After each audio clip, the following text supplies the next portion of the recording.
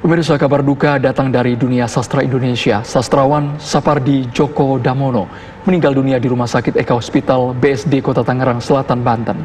Almarhum menghembuskan nafas terakhir setelah menjalani perawatan penyakit komplikasi di rumah sakit.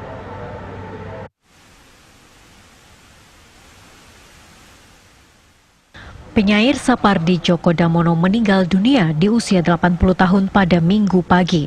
Sebelumnya, almarhum sempat beberapa hari dirawat di Rumah Sakit Eka Hospital BSD Tangerang Selatan, Banten karena penyakit komplikasi yang dideritanya sejak 2 tahun terakhir.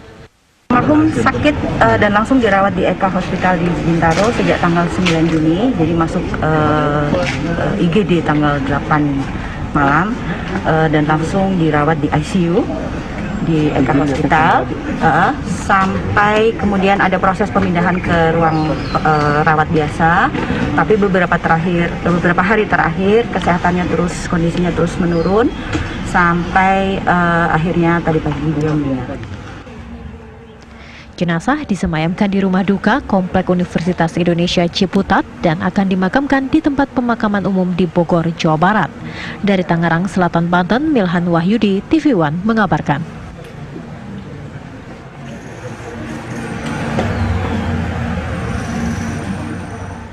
Kepergian sastrawan Sapardi Djoko Damono meninggalkan duka mendalam bagi keluarga dan kerabat almarhum.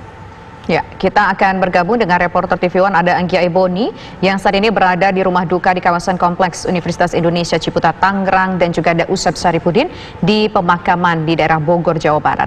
Pertama kita akan menuju ke Anggia Eboni dari rumah duka di Tangerang Selatan. Silakan Anggia, seperti apa kondisi sore hari ini di sana? Apakah masih banyak kerabat dan juga masyarakat yang datang ke sana untuk memberikan penghormatan terakhir kepada Djoko? Ya, selamat siang Tisa, Andro, dan pemirsa. Sebelum saya menceritakan bagaimana kondisi di rumah duka, yakni di kediaman Sapardi Djoko Damono, pertama-tama kami mengucapkan berduka cita atas wafatnya sastrawan Indonesia yang tidak hanya dikagumi karyanya tetapi juga sosoknya, yakni Sapardi Djoko Damono. Ia meninggal pada pukul 9:17 pagi tadi di Rumah Sakit Eka Hospital BSD Tangerang. Nah, untuk saat ini kondisi di kediaman almarhum Sapardi, tepatnya di kawasan Ciputat, Tangerang Selatan di Kompleks Dosen UI, ini cenderung sepi karena pihak keluarga dan juga kerabat terdekat pada sekitar pukul 3:30 waktu Indonesia Barat tadi sudah berangkat untuk menuju ke pemakaman almarhum Sapardi, yakni di Taman Pemakaman Giritama, Giri Tonjong, Bogor. Nah, pemakaman ini dilakukan hanya oleh pihak keluarga terdekat karena pihak keluarga juga sudah mengimbau para pelayat untuk tidak usah mengantar mendiang Sapardi ke pemakaman, hanya cukup datang ke rumah duka saja karena pihak keluarga mengikuti protokol kesehatan yang ditetapkan oleh pemerintah dalam masa pandemi ini.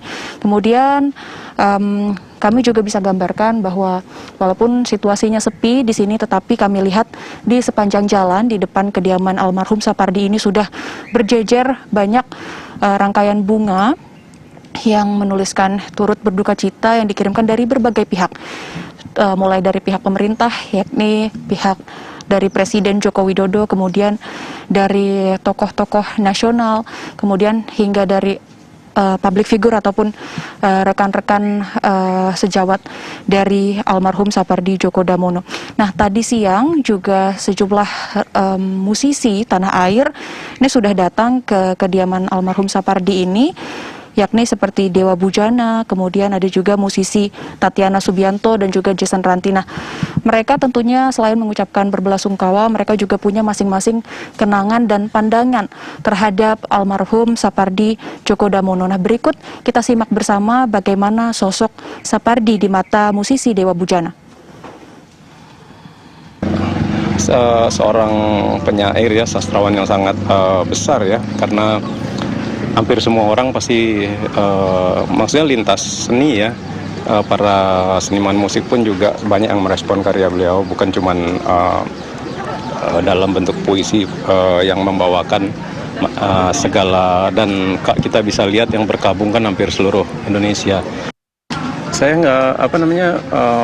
nggak terlalu sering bertemu, tapi selalu pada event-event yang cukup penting kayak acara Koin Sastra, terus terakhir waktu acara gitar yang untuk Palu, gitaris untuk Palu, beliau datang, dan yang paling terakhir harusnya ya saya ikut karya beliau yang ditunggu Dogot itu.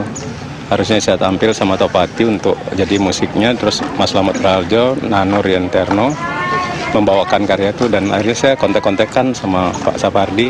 Dia bilang makasih dilibatkan, wah dia seneng banget gitu. Tapi nggak kejadian karena kan 20 Maret udah kena situasi pandemi ini, akhirnya nggak berlanjut. Saya pikir bakal kejadian nanti, ternyata waktu rapat terakhir yang sama Mas Slamet Raharjo sama Rianterno, Nano, Mas Slamet udah bilang sih waktu Maret itu sebelum tahun 20, jangan-jangan ini Mas Joko, kata dia, pamit gitu dong. Kita diem semua sih waktu itu. Dan Tisa dan Andro kembali ke studio. Baik, Anggia Eboni melaporkan langsung dari Tangerang Selatan, Banten. Lalu bagaimana proses di area pemakaman di Bogor, Jawa Barat? Sudah ada Usep Saripudin. Usep.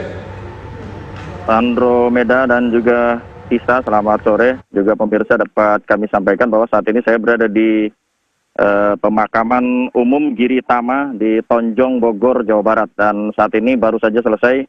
Anda bisa saksikan sendiri di belakang saya itu ada tenda begitu, baru saja selesai melakukan pemakaman atas jasad Profesor Supardi Djoko Damono, dan beliau adalah sebagai guru besar di Fakultas Ilmu Budaya di Universitas Indonesia.